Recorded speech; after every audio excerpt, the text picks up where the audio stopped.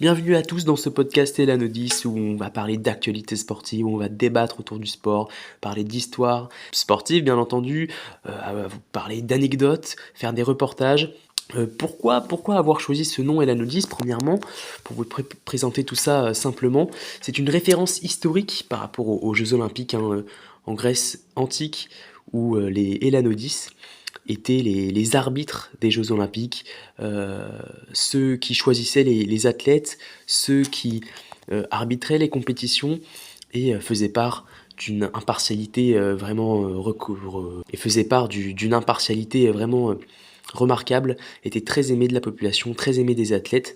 Et il faisait vraiment, en fait, c'était un élément central de l'organisation des Jeux Olympiques à l'époque, et c'est pourquoi je me suis dit que ça serait très symbolique et très beau d'appeler ce podcast Elan Odys, où on va essayer de faire part aussi d'objectivité, d'impartialité, et cette référence aux Jeux Olympiques aussi, parce qu'on va essayer de parler de tous les sports possibles. Et donc ce podcast aujourd'hui pour parler de l'actualité du sport de ce week-end, de la semaine dernière, donc j'espère que vous êtes prêts. Ce week-end, il s'est passé plein de choses. On va commencer peut-être par le football, comme ça on trace les sports les plus populaires en premier. On va commencer par notre championnat national. Alors en Ligue 1, qu'est-ce qui s'est passé? On a un PSG Monaco qui a eu lieu vendredi. Gros choc entre deux équipes qui sont les deux équipes qui sont le plus en forme cette saison, pratiquement, avec Nice bien sûr. Mais voilà, Monaco qui voulait être au rendez-vous face au PSG. Et ça n'a pas fonctionné. Le score, le score a été sévère. Victoire du PSG qui a mis 5 buts à 2 à Monaco. Monaco qui résistait en première période, il y avait un partout et ensuite ça a déroulé pour le Paris Saint-Germain qui a joué son football et quand le PSG joue son football, c'est toujours compliqué. Maintenant, il y a eu beaucoup de débats après ce match contre Monaco, est-ce que le championnat est terminé? Eh bien, Nice a montré que ce n'était pas terminé avec leur victoire et qui reste du coup à un point du PSG. Donc c'est vrai que voilà, leur victoire face à Toulouse, 1-0. On a l'impression que c'est le score de Toulouse de Nice, parce que quand ils gagnent leur match, c'est très souvent 1-0. Voilà, depuis le début de la saison, il y a dû y avoir 5-6 victoires 1-0 de l'OGC Nice, qui a une défense en fer et une attaque qui fait le travail, mais le minimum syndical, on va dire. Et on a aussi Lille qui se rapproche, qui commence à engranger des points, et qui est quatrième du classement. Donc on a un petit groupe de tête qui commence à se former avec PSG, Nice, Monaco, Lille. Et Reims finalement avec 20 points qui est pas mal, Lens qui a recollé. Et ensuite c'est vrai que c'est très compliqué pour les équipes qui étaient souvent en haut de tableau comme Rennes qui est 10e avec 15 points. Mais qui a gagné face à Reims ce week-end. C'est très compliqué pour Marseille bien sûr, 12e avec 14 points. Et bien entendu Lyon en dernière place avec 7 points qui a encore perdu face à Lille et qui ne lanceront peut-être jamais leur saison. En tout cas voilà pour la Ligue 1, on va essayer d'aller vite sur chaque sport pour pas que le podcast dure des heures. Et puis après c'est selon vos envies, si vous voulez que je parle plus ou moins si vous voulez que je me concentre plus ou moins sur certains sujets, n'hésitez pas à me le dire sur la page Instagram. Je vous en reparle en fin de podcast. J'ai fait une page Instagram pour le podcast pour pouvoir avoir de l'interaction entre vous et moi. On va continuer avec le foot, on va changer de ligue, on va aller en Ligue espagnole avec le Real Madrid, toujours premier de Liga qui a bien enfoncé Cadix dans ce match hier soir, avec une grosse victoire. Et donc qui reste premier du classement, mais attention avec la surprise de la saison, pour l'instant c'est Girone avec 34 points, un point derrière le Real Madrid qui se place deuxième, et bien sûr l'Atlético a gagné 1-0 face à Mallorca, et c'était 1-0, un but encore de Griezmann, qui est inarrêtable cette saison. Griezmann, ça fait vraiment plaisir de le voir à ce niveau.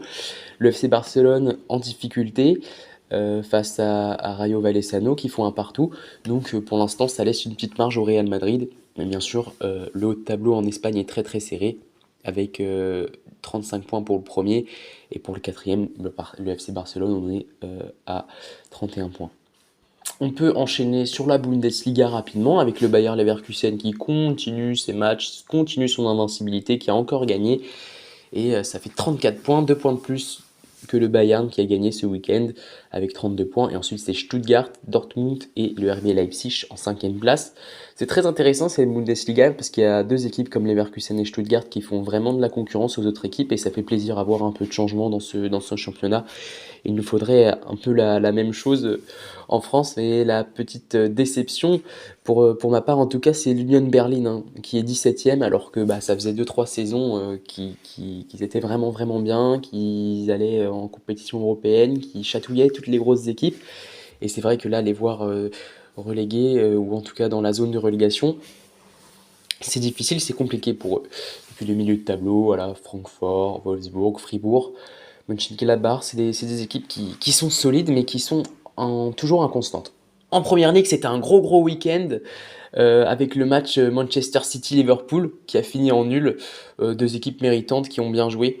Et Liverpool qui a surpris Manchester City en égalisant hein, vers la fin du match. Aston Villa qui a surpris Tottenham. Donc c'était vraiment un match de haut de tableau, hein. Aston Villa qui a surpris Tottenham 2-1, qui le double au classement donc. Et Arsenal qui gagne son match tranquillement. Donc ça fait que Arsenal est premier de Première Ligue. Manchester City deuxième avec 1 point de retard. Liverpool troisième avec 2 points de retard. Pareil pour Aston Villa et ensuite Tottenham. Manchester a aussi gagné son match, donc reste collé. Donc encore et encore, la Première Ligue nous montre son suspense. Et c'est plutôt pas mal. Ensuite, nous avons parlé du football, changeons de sujet et parlons du handball, parce qu'il y a plusieurs échéances qui arrivent, notamment la Coupe du Monde féminine, qui va arriver avec notre équipe de France, très prometteuse comme toujours, et donc on va l'attendre au tournant. Olivier Crumbles est toujours le coach de cette équipe de France, donc on peut toujours espérer de grands résultats. On a des joueuses très en forme qui jouent dans les top clubs européens, donc la compétition va commencer le 29 novembre et finir le 17 décembre. Donc on va suivre tout ça. Des podcasts vont avoir lieu par rapport à ça. On va vraiment suivre de près cette compétition parce que le handball, qu'il soit masculin ou féminin, c'est toujours vraiment un plaisir à voir. Si on peut parler du handball, on va parler aussi des hommes avec cette Ligue des Champions. Cette semaine, il y a eu de la Ligue des Champions, des matchs de Ligue des Champions de handball. Alors, les groupes de Ligue des Champions en handball, c'est assez compliqué parce qu'en fait, il y a deux groupes. Le groupe A, avec Kiel, Aalborg, Kiels, le PSG, Szeged, Zagreb, Bitola. Et le groupe B, avec Veszprém, FC Barcelone, Magdebourg, Gudme, Montpellier, FC Porto, Wisła Płock. Donc en fait, c'est deux gros groupes, pour ceux qui ne connaissent pas. C'est vraiment deux gros groupes, groupe A, groupe B, avec 8 équipes, donc 16 en tout, euh, qui, euh, qui se battent hein, pour se qualifier, pour ensuite aller en huitième, quart, demi. Et ensuite, c'est le Final Four, bien sûr, comme toutes les années. Donc pour l'instant, le premier du groupe B, pardon, c'est Veszprém avec 14 points, à égalité avec le FC Barcelone. Et ensuite, de très près, il y a Magdebourg, Gudme et Montpellier avec 8 points. Montpellier qui est en milieu de tableau, mais qui, cette semaine, a fait un très très bon match contre le FC Porto à l'extérieur. Donc ça fait vraiment plaisir à voir cette équipe de Montpellier qui peut encore accrocher des places et qui peut y aller. Le groupe A, le premier c'est Kiel, hein, bien sûr, Kiel, et le deuxième c'est Aalborg avec 11 et 10 points pour ces deux derniers. Ensuite on a Kiels, Kolstadt avec 9 points à égalité avec le PSG qui est 5ème, lui aussi en milieu de tableau, cette équipe comme Montpellier. Et ensuite Szeged, Zagreb et Bitola, donc voilà pour la Ligue des Champions masculine. De handball. On a aussi eu ce week-end des matchs de handball de la Lidl Star League, bien entendu, et il y a eu le gros choc entre le PSG handball et Montpellier, gagné par le PSG. C'était un match très, très bizarre finalement parce qu'il y avait beaucoup de vagues. Le PSG menait de 8 points, ensuite le Montpellier handball est revenu, le PSG a refait de la marge, le Montpellier handball est revenu à chaque fois, et finalement le PSG a remporté la victoire. Remporter la victoire, c'est le cas de le dire, oui. Et donc, voilà, le classement tout simplement de la Liquimoli Star League. Maintenant, ce n'est plus la Lidl Star League, c'est la Liquimoli Star League, excusez-moi. Le PSG est premier du classement, tranquillement, avec ensuite le FC Nantes et Montpellier pour finir le podium. Et ensuite, en milieu de tableau, on a Toulouse, Saint-Raphaël, Limoges, Nîmes. Voilà pour le handball masculin. Pour aller voir ça rapidement. Mais qui dit mois de novembre, fin de mois de novembre, qui dit début décembre, voilà, le ski revient, est-ce que ce soit le ski alpin ou le biathlon. Il y a eu plein de choses ce week-end. Pourquoi pas parler du biathlon qui a commencé ce week-end, le tout début. Moi en tout cas, j'avais beaucoup d'inquiétudes hein, par rapport à cette équipe de France de biathlon, parce qu'il y a eu plein d'affaires cette année, surtout dans l'équipe féminine, où cette affaire dure depuis 2 ans, hein, donc c'était déjà le cas la saison dernière, mais en tout cas, ça s'est ouvert au grand public la saison dernière et cet été, par rapport aux affaires de cartes bancaires volées de la part de Julia Simon, en conflit avec Justine Brezaz qui l'accuse, donc c'était toujours des histoires compliquées. Maintenant, il y a eu beaucoup de communication par rapport à ça, que ce n'était pas un groupe de copines, mais qu'elles allaient aller à fond, que ce sont des compétitrices. Donc, elles l'ont montré que c'était des compétitrices, on va voir ça jusqu'au bout. Et puis dans l'équipe masculine, il y avait aussi des histoires avec les biathlètes français qui voulaient changer de coach, donc il y a eu un changement de coach. Maintenant c'est Simon Fourcade qui a pris la relève au niveau du coaching de l'équipe. Et bon bah voilà, c'était un peu un été charnière en tout cas, un été de transition pour cette équipe de France, et donc on se disait mais qu'est-ce qui va se passer? Et bah ils ont plutôt bien réussi, parce qu'il y a eu 2 relais samedi, un relais mixte simple et un relais mixte traditionnel. Le relais mixte simple avec Julia Simon et Fabien Claude a été vraiment vraiment bien réussi. En tout cas, Julia Simon nous a montré qu'elle était toujours dans le coup, parce que euh, Fabien Claude lui a donné le relais en 10e position, et elle tranquillement elle est remontée sur le podium à la 3e position, donc c'est une réussite hein, pour le relais mixte simple français. Et ensuite le relais mixte traditionnel, bah, c'est une masterclass hein, de la part des Français et Françaises, avec une première place devant les Norvégiens. Donc ça fait vraiment plaisir, et ça nous montre que le biathlon français, outre toutes ces histoires, est vraiment au niveau, comme d'habitude, comme toutes les années, comme depuis toujours, et ça fait plaisir, et ça nous donne beaucoup d'espoir pour les prochaines échéances. Mais ensuite, individuellement, c'était un peu plus compliqué pour les Françaises, avec Julia Simon qui est hors du top 30 hein, dans l'individuel de 15 km de dimanche, gagnée par Vitozzi, l'italienne, qui commence fort la saison. Mais c'était compliqué hein, pour les Françaises, assez fébriles individuellement. Après, voilà, c'est le début de la saison, on peut leur laisser des jokers en début de saison, c'est toujours compliqué hein, de commencer une saison à fond. Et c'est pour ça que Martin Fourcade était si fort, que les Tariebeux sont si forts, que c'est toujours compliqué. Et chez les hommes, pour les individuels, bah, c'est aussi la même chose, c'était compliqué. Fignon Maillet, seulement 42e hein, de l'individuel 20 km, donc voilà. Ça a été remporté par l'Allemand, Roman Ries. Euh, Nouveauté, je dirais pas nouveauté parce qu'on le connaissait un petit peu, mais pas la victoire comme ça. Donc voilà, Johannes Beu, pardon. J'ai dit Tariebeu tout à l'heure, c'est Johannes Beu, son frère, qui s'est classé 3e de la première course individuelle, alors que l'année dernière, hein, voilà, c'était le biathlète, comme depuis 2-3 ans d'ailleurs. Et donc voilà, Quentin Fillon-Maillet avec ses 5 fautes, il pouvait pas espérer mieux que la 42e place.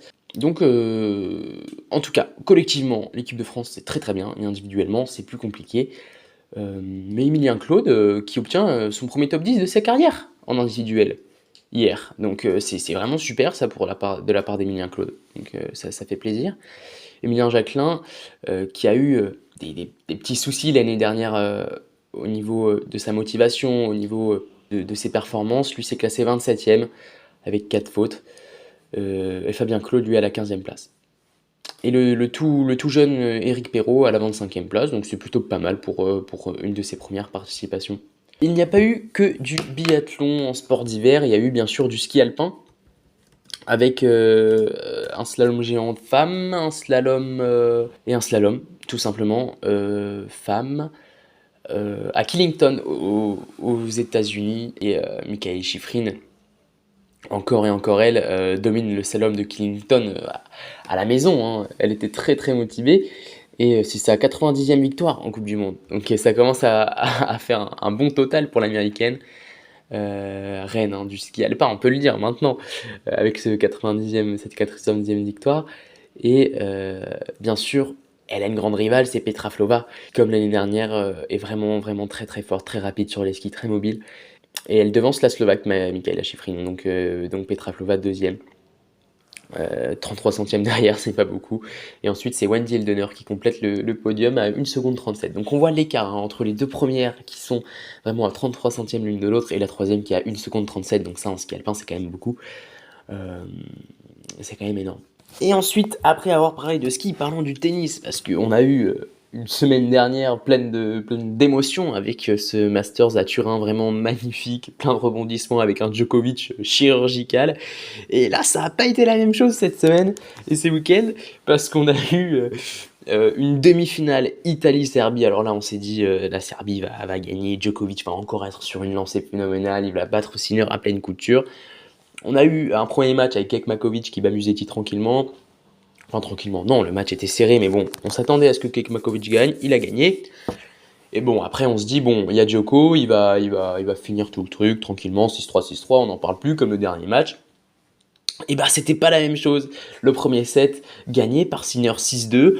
Bon, là, on se dit, bon, voilà, c'est incroyable de la part de Sinner, mais on connaît Djokovic. Bien sûr, on le connaît, il revient, il gagne le deuxième set 6-2, la même chose. Et là, on se dit, le troisième set, bon, bah, il va continuer son récital. Et ben, c'était super serré, ce troisième set, avec un niveau de jeu énorme, un niveau physique énorme. Ces deux joueurs-là qui sont allez, ils se sont collés, un partout, deux partout, trois partout, quatre partout, cinq partout. Et il y a eu 3 balles de match pour Djokovic. Il y avait 40-0 pour breaker Sinner, pour avoir 3 balles de match. Là, on se dit, bon, bah, c'est plié. Bravo, Djoko. Sinner qui résiste. Un ace. Hop, un bon point gagné, un bon point gagnant. Il recolle, il gagne son jeu de service, il regagne son jeu de service ensuite, il regagne son jeu de service 7-5 pour Sinner qui balaye Djokovic en cette fin de match. C'est lui qui a tenu physiquement, c'est lui qui a tenu techniquement. Il a pris sa revanche du Masters de la semaine dernière et c'est vraiment bien joué à lui parce que c'est honorable ce qu'il fait sur cette fin de saison, Sinner. Il faut surveiller Sinner. Je vous le conseille de surveiller Sinner pour la saison prochaine parce qu'il y a un grand chelem à aller chercher, il y a des ATP, il y a des Masters à aller chercher, il y a vraiment des choses vraiment incroyables de la part de ce joueur qui fascine. Et c'est vrai que ça fait plaisir aussi de voir qu'il y a de la relève derrière tout ça. Et ensuite, l'Italie qui a confirmé hier face à l'Australie, qui a confirmé sa grande forme et qui gagne la Coupe Davis. Donc ça, c'est vraiment magnifique. Face à une Australie qui avait fait son petit bout de chemin tranquillement, une équipe très complète. Mais l'Italie a vraiment été chirurgicale hein, sur cette finale et balaye l'Australie pour gagner cette Coupe Davis. Enfin, magnifique de la part de l'Italie, c'est vraiment mérité. Euh, on va passer au basket. Alors, au basket, on va parler un petit peu de la NBA. On va faire un petit récap des classements rapidement. Je vais pas non plus parler de NBA chaque heure parce que ça va très vite, ça avance très vite au niveau des classements. Mais voilà, faire un petit récap peut-être toutes les semaines. Vous me dites, moi j'aime beaucoup la NBA, mais c'est vrai que j'ai décroché depuis 2 3 ans. Mais peut-être que celui de Wembanyama va me remettre dedans.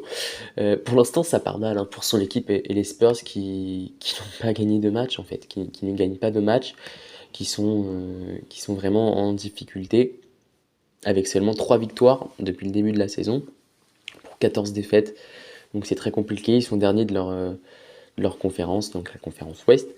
La conférence Ouest dominée par les Timberwolves, première place avec 12 victoires pour 4 défaites. Ensuite c'est les Thunder, très très en forme, les Thunder. Et ensuite les Suns, et ensuite les Nuggets. Bon c'est très serré, hein. C'est très serré les 5 premiers en fait. Timberwolves, Thunder, Suns, Nuggets, Mavericks. C'est très très serré et les Nuggets de Nikola Jokic toujours, les Mavericks de Luka Doncic. Et à l'Est, premier, les Celtics, hein, toujours en forme comme l'année dernière, comme il y a 2 ans, avec 13 victoires pour 4 défaites. Ensuite c'est les Magic d'Orlando, vraiment vraiment pas mal. Et suivi par les Bucks, les Sixers et les Pacers. Il y a eu un gros match ce week-end, c'était Sixers Thunders. Et Oklahoma City a collé tout le match en fait les Sixers, mais les Sixers de Philadelphie se sont ensuite envolés, je ne dirais pas ça, parce qu'ils ont gagné de très peu de points. Mais en fait, ils ont géré tout leur match et ça s'est bien passé pour eux. Est-ce que vous voulez que je parle de basket français? Pourquoi pas? Parce que c'est quelque chose qui n'est pas très médiatisé. Maintenant, voilà, vous me dites sur Instagram, je vous mettrai la question et puis vous me dites ça. Là, je vais pas en parler parce qu'on doit encore parler de F1. Et pourquoi pas d'autres petites choses qui se sont passées ce week-end. La F1, c'était le dernier Grand Prix, donc c'est parti, on parle de F1. La F1, dernier Grand Prix de la saison. Bon, cette saison controversée, avec certains qui pensent qu'elle est historique avec cette domination de Verstappen, et c'est indéniable. Et certains disent qu'ils ne la retiendront pas car elle est ennuyante. Ça aussi, c'est indéniable. On ne peut pas dire que c'était une saison très palpitante. Donc voilà, c'est quelque chose qui va devoir changer. On espère que la saison prochaine va être beaucoup plus serrée. On espère qu'il va y avoir des changements à ce niveau-là et plus de concurrence pour un Verstappen qui paraît au-dessus de tous, hein, vraiment. Rien ne peut l'arrêter. Abu Dhabi, c'était le dernier Grand Prix. Verstappen, victoire bien sûr. Avec en seconde place Leclerc, en troisième place Russell. Leclerc qui avait essayé hein, dès les premiers tours, dès le départ, de titiller Verstappen. Mais malheureusement, ensuite, Verstappen, bon, après, il y a eu même Tsunoda hein, qui a mené les Grands Prix, mais bon, avec tous ces turnovers, les undercuts, etc., Verstappen a repris bien sûr la tête. Une belle place d'Oscar Piastri, 6ème, et de Norris, 5ème, donc les McLaren qui finissent plutôt pas mal. Alonso, 7ème, qui avait très très bien débuté la saison, et ensuite en fin de saison, son Aston Martin, on avait l'impression qu'il répondait plus autant. Ricardo, 11ème, Lance Stroll, 10ème, pardon, et ensuite les Alpines, nos Alpines françaises, 12ème, 13ème. Bon, c'est un peu à l'image de leur saison finalement. Un peu à l'image de la saison d'Alpine, 12e, 13e, milieu de tableau, et parfois des petits podiums, parfois des petites 6e places. On attend un peu plus de cette équipe française, mais c'est quand même, je pense, un bilan positif pour elle cette saison, pour la première saison de Gasly. Et on va voir comment ça se profile pour la saison prochaine. Dernière place de ce Grand Prix pour Magnussen. Sainz qui ne finit que 18ème. Bon voilà.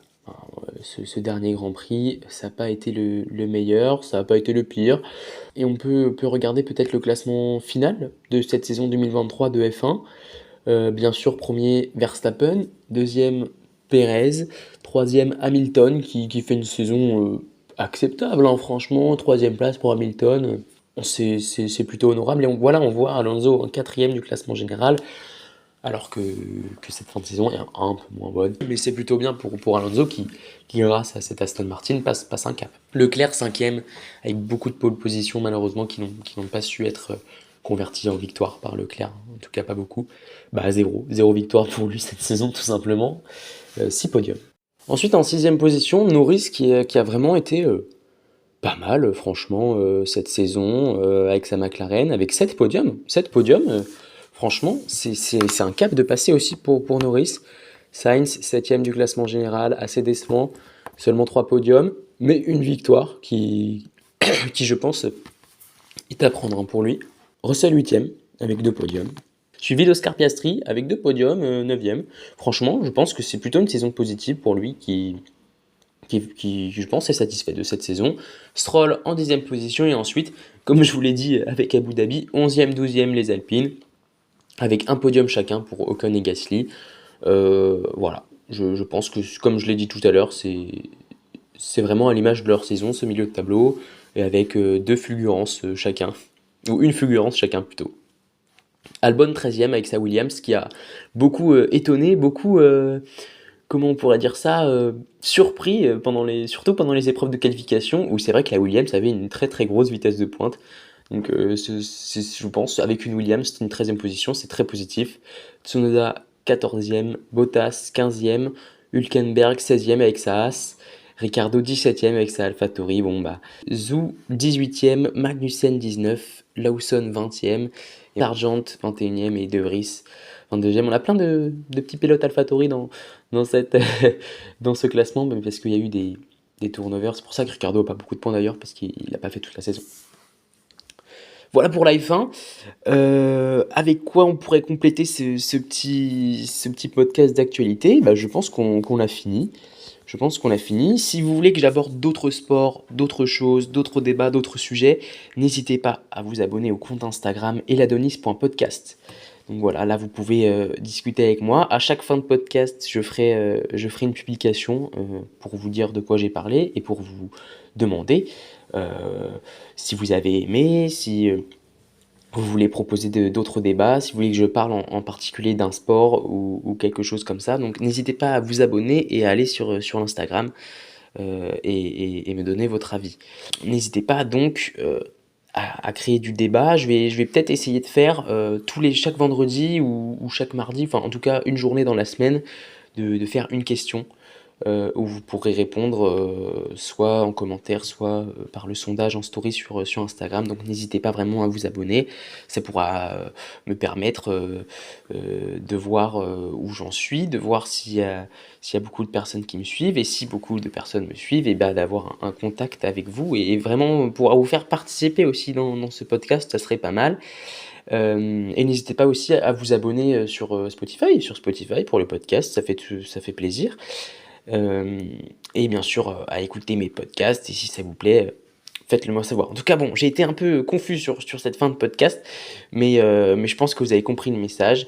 C'était un plaisir de vous faire ce petit podcast d'actualité. Je vais arriver prochainement pour d'autres podcasts. L'actualité, je pense que ça se fera une fois par semaine. Et ensuite, si j'ai le temps, pourquoi pas vous faire des petits reportages, vous parler de petites anecdotes historiques, par exemple, peut-être un prochain épisode sur le match de la mort. Voilà, je vous laisse avec ce petit teasing et peut-être des discussions ou des débats proposés par vous.